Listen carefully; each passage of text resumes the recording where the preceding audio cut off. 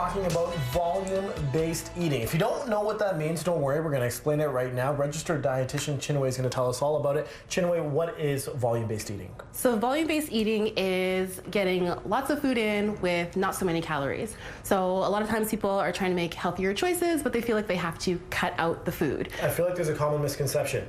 I want to lose weight, which means I need to starve myself. Right. I need to eat less. Right. You don't believe that? I don't believe that at all, because all that leads to is eventually binging on food, and then you're going to feel guilty about eating that food when really we shouldn't feel guilty about eating food ever. So volume eating allows you to eat a lot of food, nutritious food, feel satisfied, and make healthy choices along the way. You have some examples here. Let's start with this one. What is this? Okay, so over here we have a way that you can add volume to pasta. So we have some beet noodles here and also some zoodles, so zucchini noodles. Yeah. And so it's a really easy way to cut down some carbohydrates but still keep the volume of your bowl or of what you're eating. So here we've just done half of our whole wheat linguine noodles and half of our zoodles. So you've got a really big full bowl of food and you just don't feel like you're missing anything. Perfect. Yeah. What's the second meal over here? So here's one we've probably seen quite a bit. We have some oatmeal here, but this oatmeal was cooked with some ground flaxseed. Oh. So that's going to bump up the volume of the food, keep us fuller for longer. And then we also have some hemp hearts in it as well. That's high in protein. That's going to give a little bit of a boost in volume to that meal. What's ground flaxseed?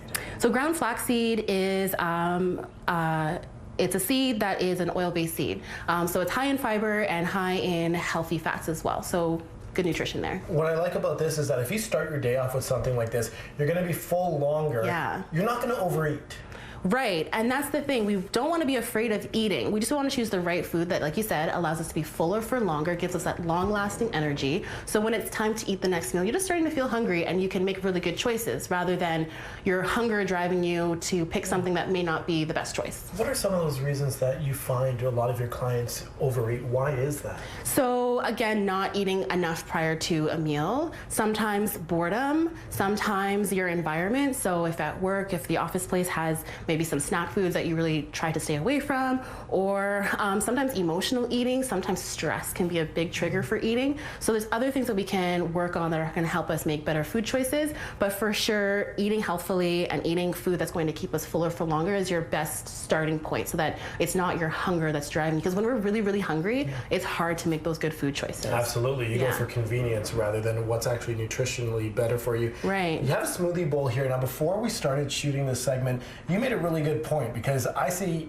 people drinking smoothies all the time, but you say there's a distinct benefit to having a smoothie bowl as opposed to maybe just drinking it. What is that? Right. So both can be good options, but sometimes when we sit down and really are present in our meals, that's when your brain actually registers that you've eaten something and that you're feeling more full, and by the end of your meal you're satisfied. Whereas if we're eating on the go, maybe in the car, just snacking on the go, not really sitting down and enjoying a meal, your brain's not connecting to what you're doing and what you're eating.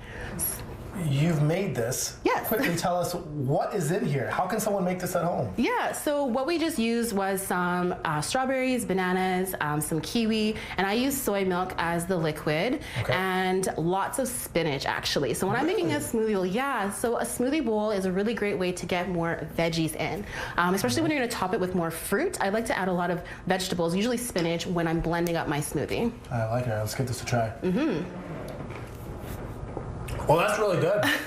I wasn't sure about the basics about the spinach, but it doesn't taste like you're eating spinach. It tastes really good. You never taste the spinach. So the trick with the spinach is put it in the freezer. So buy your spinach fresh, but then put it in the freezer if you're going to make it for your smoothie bowl, because it just blends so much nicer and you don't taste it at all. So the key here is eat the right meals, which means you don't overeat and you still eat healthy, and you could lose weight if that's your goal. Chinwe, thanks so much. You're welcome.